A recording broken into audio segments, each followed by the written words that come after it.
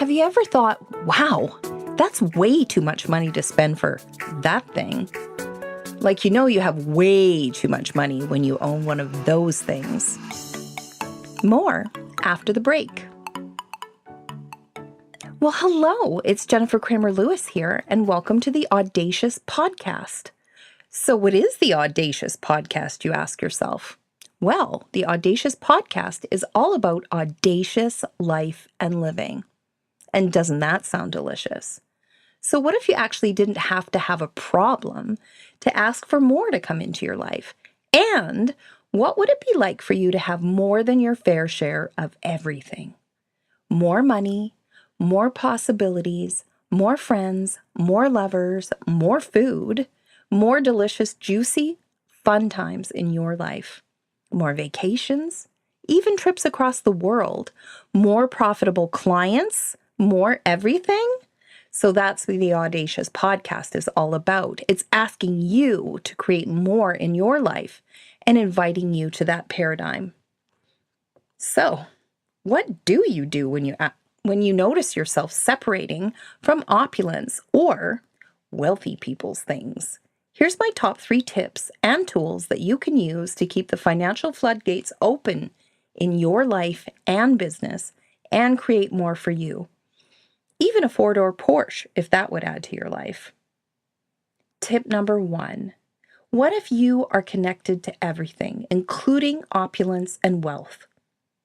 Think back to the talk about wealthy people that occurred around you as a child. Was it a me or them paradigm? Was it the haves and the have-nots, with you on the have-not side? I remember the first time I heard the term born with a silver spoon in their mouth.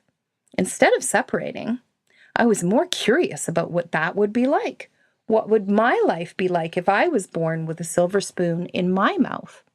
Funnily enough, recently my husband and I were cleaning out some belongings of his parents that were passed along to us as his inheritance, and there was a set of silver spoons in there that were covered in gold. How fun is that? Now, when I serve dessert, we use those spoons because they're much more fun.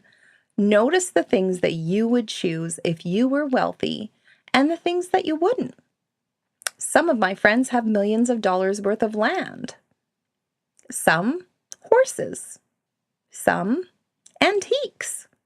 What if you could choose what it is that you choose to invest in without separation? Tool number 1.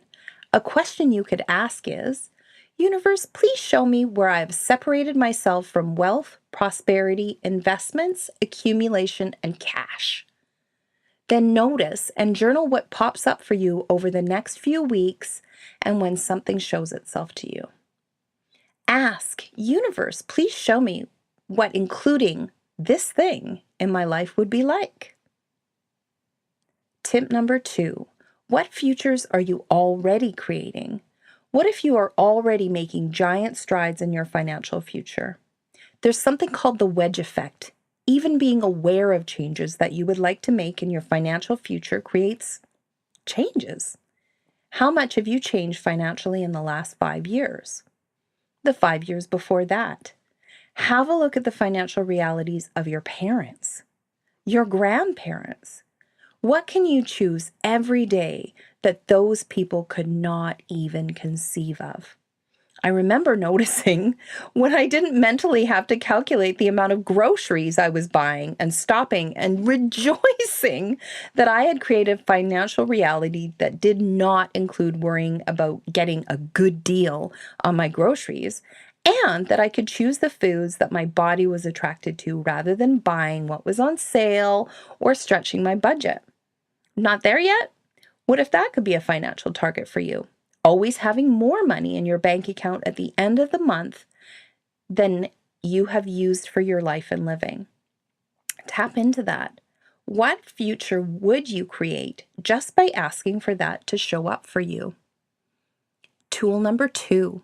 A question you could ask is, Universe, show me gratitude for me and everything that I have created. Then notice who and what shows up in your life. Is it gifts? Is it discounts? An accumulation in your investment accounts? A client of mine asked this question and then discovered her property had accumulated $150,000 in value over the last calendar year. How cool is that? What would that be like for you to discover something that you already own is worth 10 times more than what you paid for it? Tip number 3, give your bank accounts, investments, and things jobs, and be willing to cut them loose if they are not living up to their potential. I always ask things that I'm considering buying. If I buy you, will you be worth more after I buy you? Then, if I get a yes, I ask, if I buy you, will you be fun? The universe acts on a simple principle: ask and you shall receive. So how cool is it to ask your things to accumulate in value? You can also ask them to let you know when a good time to let them go to other people for top dollar is. A friend of mine is a genius at buying things and relocating them to other owners and making a nice profit on the transaction. What if you could charge more for something just because you know it's worth more? Tool number 3, a question you can ask is, what investments or objects speak to me and I could ask to accumulate in value? I notice that people's businesses yell at me. And I love doing business readings and working with business owners. It's easy and super fun for me. What is easy and super fun for you to dialogue with? Well, everybody, my name is Jennifer Cramer Lewis, and that was the Audacious Podcast. How much more audacious can you be in your life and living now?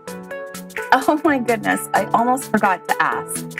So if you love this podcast, if you found the information valuable, please subscribe and hit the notification tab so you know when we're live again. This podcast comes out weekly and sometimes even more than that. So we look forward to having fun with you, having your business be more audacious and more profitable than you ever thought possible.